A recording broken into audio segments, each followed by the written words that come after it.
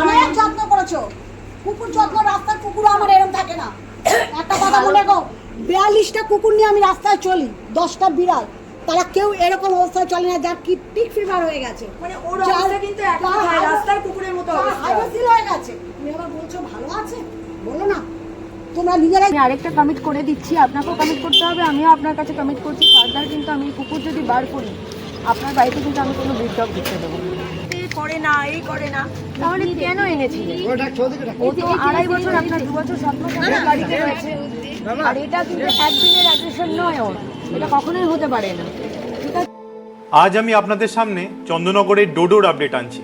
এই ভিডিও কোনো দুঃখের গল্প নয়, এটা এক সত্যের দলিল, এক পশুর বেঁচে থাকার লড়াই, এক রেস্কিউ টিমের অদম্য চেষ্টা আর এক পরিবারের নিষ্ঠুর অসহযোগিতার বিরুদ্ধে আমাদের প্রতিবাদ।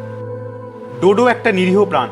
আমাদের কাছে খবর এসেছিল ওর মালিক এবং পরিবার ওকে ঠিকমতো খাওয়াতে পারছিল না, এমনকি ওর বেসিক চিকিৎসাটুকু হচ্ছিল না।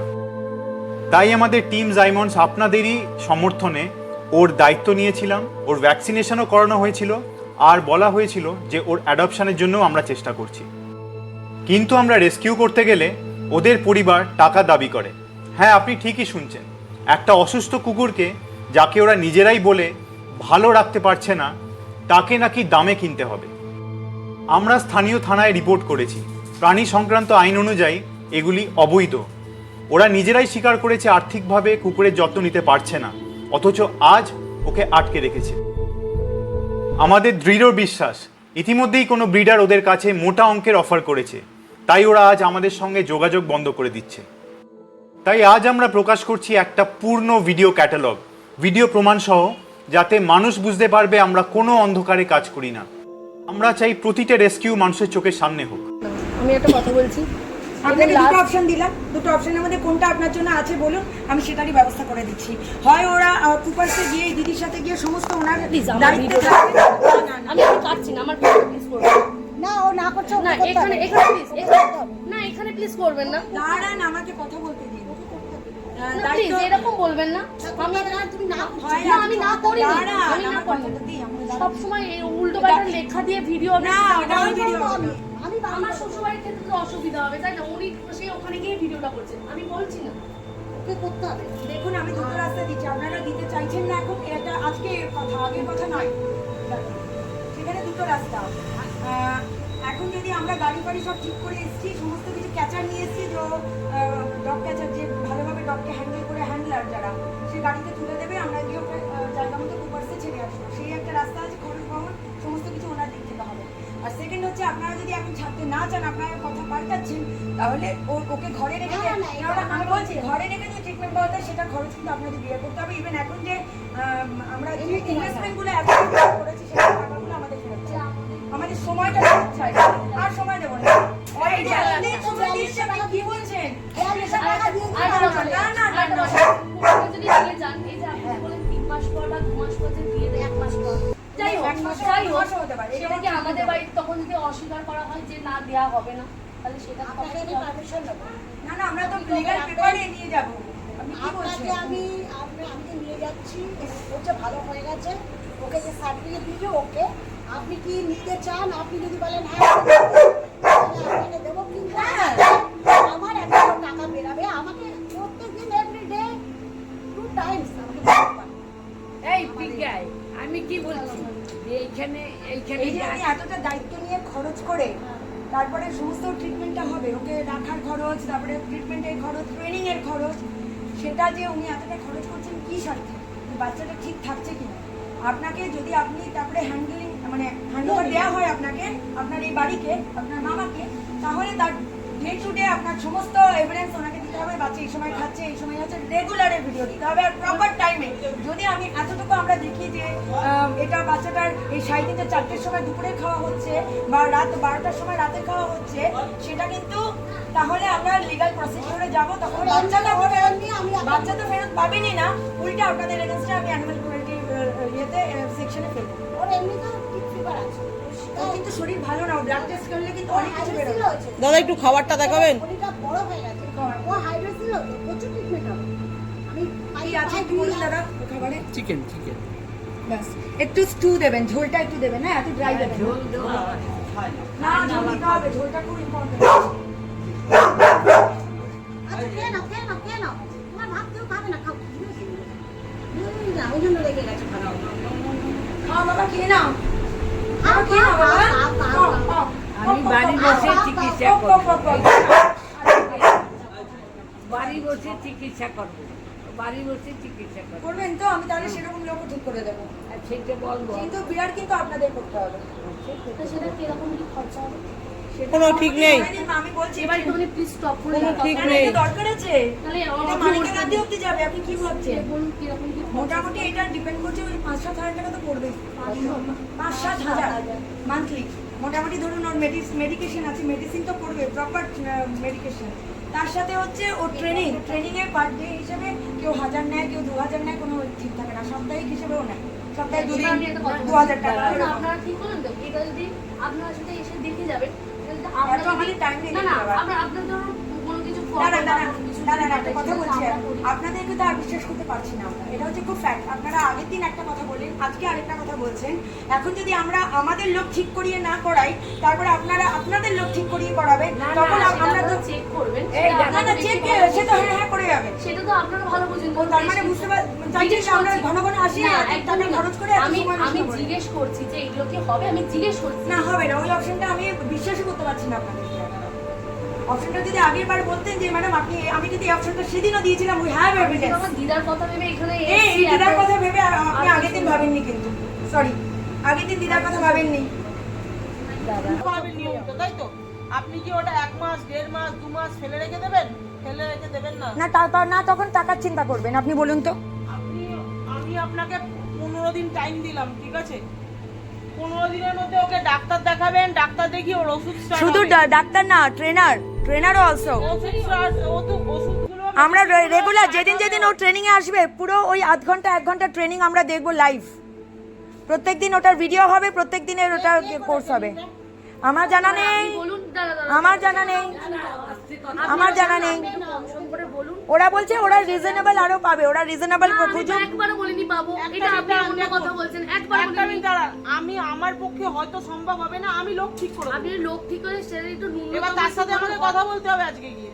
ন্যূনতমটা আমরা দেখবো, তার সাথে কথা আমি ছোট বলবো। মামার সাথে কথা বলবো, বলে আপনাদের জানাবো, তখন এসে নিয়ে চলে যাবেন। আর আমরা পাচ্ছি না, একবার নিয়ে যাওয়ার কথা একবার বলি। আমি আর পাচ্ছি না, বিশ্বাস করুন। আর প্লিজ আর একটা আমি লাইভেই অন লাইভ বলছি, আমরা কোনো কিন্তু বাজে কোনো কথা বলিনি। আর আর একটা- আমাদের তরফ থেকে আমি- কোনো বাজে কথা না, হয়নি না, কিন্তু। আমি একটা কথা বলি, আমাদের harassment আপনি করা live হয়েছে। করুন, আপনি লাইভ করুন, আমি লাইভেই বলছি, আমরা কোনো বাজে কোনো কথা বলিনি, আপনারও কোনো বাজে কোনো কথা Harass করেছেন। কিন্তু ফেসবুকে যে আমাকে লাইভে নিচ্ছেন, না আপনি যে লাইভে আমাকে নিচ্ছেন, ছবি তুলছেন, করুন। আমি তো কুকুরটাকে ছাড়তে চাইছি না বলে এত কেওয়াজ হচ্ছে। কেন আগের দিন তাহলে ছাড়তে চাইলেন কেন আমি বলুন? তো কথা বলিনি, শেষ করিনি। আমাদের কাছে কিন্তু evidence না এই যে থাকলে আমরা বলি না। ভিডিওগুলো ছাড়ুন, কিন্তু ছেড়ে সেখানে বাজে মন্তব্য করে লিখে প্লিজ দয়া করে বলছি ছাড়বেন না। আপনারা শুনুন, বাজে মন্তব্য না, ওটা সঠিক মন্তব্য ওটা এই কারণে ছিল, আপনারা যেভাবে ওকে বড় করেছেন, আপনার প্রথমে থাকতে ওর প্রপার ট্রিটমেন্ট হয়নি, প্রপার গাইডেন্সও পায়নি, ও প্রপার গাইডেন্স পায়নি বলে আজকে ও এত অ্যাগ্রেসিভ। প্লিজ ছাড়বেন না। আপনি কি করে এটা কথাটা বলছেন? আমি এটাই একটা কথা বলছি, ভিডিও করুন যাই করুন। না না, ভিডিওটা একদম সঠিক আছে। ভিডিও আপনি আপনি আমি আপনাকে অন লাইভ তাহলে একটা কথা বলছি, আই এম চ্যালেঞ্জিং ইউ যে আপনি কোর্টে যান, আমরাও কোর্টে যাব। না না, তাহলে কারণ নামে যে ভিডিওটা সুন্দর করে সাজিয়ে দাঁড়ান, বিশেষ করে যে সুন্দর করে ভিডিওটা সাজিয়ে গুছিয়ে পরিবেশন করেছে, সে যদি কোনো রকম ভুল করে থাকে, আপনি সেটা কোর্টে গিয়ে প্রমাণ করুন, আমি ওর হয়ে লড়বো, না না, আমি ওর পক্ষে গিয়ে দাঁড়িয়ে লড়বো, আমি বলছি কোর্ট কেন বলছেন? এই যে আমি ওর পক্ষে গিয়ে দাঁড়িয়ে লড়বো। নির্দয় মালিক দেখি একটা ইয়েকে, এটা অবশ্যই নির্দয়, আপনি জানেন না, হয় আপনাদের অজ্ঞানতা অশিক্ষাতা, যে আপনারা জানেন না কুকুরকে বা পশুকে কিভাবে মানে ট্রিটের বাংলা কি বলবো, মানে কিভাবে হ্যান্ডেল করতে হয়, রাখতে হয়। আপনি তাহলে একটু ফোন আপনি তাহলে আমাকে একটু ফোন নাম্বারটা তাহলে কথা বলে একটু জানাবেন না? সারাদিন আজকে ছিল চপ করছি। আমার কথাটা শুনুন, আপনি তো অনেক জানাতে পারবেন যে কিরকম কি করবে না করবে? জানিয়ে দেবো, দিদি আপনার সাথে কথা বলবো। ওর মামার সাথে হোক, আমার সাথে হোক, যাই হোক, আমি ওনাকে বলে দেবো। যে কিরকম ও আমার ছেলে নাম্বার কিছু জানে না। দেবেন। উনি পর্যন্ত আপসেট হয়ে গেছে, উনি হাজার দিকের মাথা যায়, এদিকে এই মাথা খাটাচ্ছে, এদিকে ও মাথা খাটাচ্ছে, আপনারা এসে একরকম কথা বলছেন। একটা মানুষের তো সবার একটা আপনি দিয়ে থাকে। 15 দিন টাইম দিন, আমি তো ওনাকে বললাম 15 দিন টাইম দিন, না তখন নিয়ে চলে তখন কিন্তু গাড়ি ভাড়া থেকে বলতে পারবো না, তাহলে এবার তুমি কথা বলো। এখানে চিকিৎসা হবে আপনি বলছেন তো? আপনার দিদা কিন্তু মানসিকভাবে সুস্থ, একটা কথা বলছেন যে ওর ডোডোর, আপনি একটু শুনুন, ওর ট্রেনিং থেকে আপনি বলুন, ট্রেনিং যা ট্রিটমেন্ট ওর বাড়ি থেকেই হবে, ঠিক তো? আপনারা সেটা বিয়ার করবেন, খরচ করতে রাজি আছে। আমি আলোচনা না করে কথা বলে দাঁড়ান না, আলোচনা করতে দিন। আবার আলোচনা মানে আরো কদিন লাগবে আপনাদের আলোচনা করতে? এ করে তো আড়াইটা বছর 2 বছর 9 মাস তো চলে গেল। বাবা এদিকে আসো, আর ভালো লাগছে না, আর ভালো লাগছে না। আপনি জানেন আমরাও না খেয়ে আছি, সবাই না খেয়ে এভাবে চিৎকার করছি। এটা সামান্য যে ওকে ট্রিটমেন্ট করাতে নিয়ে যাচ্ছি, তবে ম্যামের সমস্ত খরচ সাপেক্ষতে উনি সমস্ত খরচ করবেন। তার এই দাঁড়ালো কে ফোনে, তারপরে অস্তিত্ব একটু কেন করছেন? বাইরে থেকে এত মাতাপুরি কেন আছে? আপনার কি হয়ে গেছে? আপনি অন্য বাড়ির মহিলা, আপনার বাড়ির আছে। দিদি একটা মিনিট, দিদি একটা মিনিট। এবার আপনি কি করবেন? আপনি ট্রিটমেন্ট করাবেন তো? সময়টা সমস্ত কিছুর খরচ উনি পে করতে পারবেন? ম্যাডাম আপনি বলেন বিকালে দেবে বলেছে আমার ছেলে। না দেবী এ করেছি। উনি বললেন দাঁড়ান আমি দিয়ে দেবো আসছি। বাবা এদিকে আসো। আমি বলছি বিকালে আসে পাঁচজনকে আপনি রাখেন, এত বড় ভয়। না আপনি আমার নাম্বারটা জানতেন, আপনি জানাননি কেন যে ম্যাডাম এরকম ব্যাপার হচ্ছে, আমরা এখন দিতে চাইছি না, আমার ভাগ্নি বলছে, আমার মা বলছে, আপনি আমাকে জানাননি কেন? আপনি যখন তখন এত মেজাজ দেখালেন, দাঁড়ান লেট মি ফিনিশ। আপনি যখন বাইরে দাঁড়িয়ে বাইরে কেন এসে অনেক মেজাজ দেখান, এবার আমি তাহলে মেজাজটা দেখাই। আপনি আমাকে কমিউনিকেট, আমি এসে ওর সব কিছু দায়িত্ব নিয়ে যাব বলেছিলাম, তাহলে আপনি আমাকে জানাননি কেন? দাঁড়ান ম্যাডাম, হ্যাঁ তাহলে ও জানতো, আমরা বারণ করেছি ওকে। তাহলে আপনি দাঁড়ান, আপনি যখন বারণ করছেন, আপনি মামার কাছ থেকে আমার নাম্বার নিয়ে আপনি আমার সঙ্গে কমিউনিকেট করেননি কেন যে ম্যাডাম আপনারা আসবেন না? চলে এলাম, না আসার পরে, আমাদের হ্যারাস হওয়ার পরে সেটা আমি জানতাম না।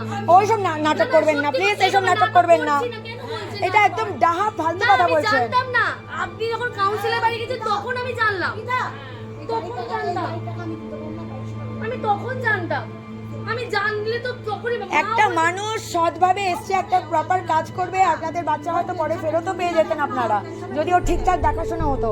একটা সুস্থ জীবন ওকে আমরা দিতে চেয়েছি, আপনাদের কোনো সহযোগিতা পেলাম না তাতে। আর আপনার বিশেষ করে আপনি এসে না করছেন, আজকে যদি ওর কিছু হয় তার দায় কিন্তু সম্পূর্ণরূপে আপনি হবেন। আপনার নামটা কি? প্লিজ আমাকে এর মধ্যে এই যে ওই যে কামড়েছি সে ওকে সবার আগে কোনো সেন্টারে দিয়ে আগে মেন্টাল হিলিং করাতে হবে, ট্রিট করাতে হবে। মানে এই কুকুর আমি কিন্তু দেয়াতে কাউকে দেবো না। কারোর যদি ফ্যামিলিতে কোনো রকম কিছু হয় তাহলে কিন্তু আমি লিগাল প্রসেস করব, এটা ফুল ফ্যাক্ট। কারণ ও তো কিছু শুনতেই চাই না, ও কিচ্ছু শুনতে চাই না, ও কিন্তু বাইট করে দিলে এখন আমি বেশি সাহস দেখে কুকুর ভালোবাসি বলে সামনে এগিয়ে যাবো, তাহলে একটা কামড়টা দিলে কিন্তু আপনার ব্যাকগ্রাউন্ড আমি এখন এই মুহূর্তে যাচ্ছি না, আপনার উপরে অনেক রকম চাপ দিতে হবে। ঠিক আছে, এই মুহূর্তে ওখানে রিহাবের চিন্তা ভাবনা করতে হবে ওর জন্য, কারণ ও এখন মেন্টালি অ্যান্ড ফিজিক্যালি দুদিক থেকেই অ্যাডপশনে দেওয়ার মতো কন্ডিশনে নেই। তো ওকে এই অবস্থায় আমরা কোনোভাবেই কারোর বাড়িতে রিস্ক নিয়ে দিতে দেবো না, আর আপনাকেও কারোর হাতে আমি দিতে দেবো না কিন্তু, ঠিক আছে? না তার কারণ হচ্ছে কারোর ক্ষতি যদি করে দেয়, যে বাড়িতে নিয়ে যাবে সেই ক্ষতি করে দিলে সেটার একটা দায়ভারের ব্যাপার আছে।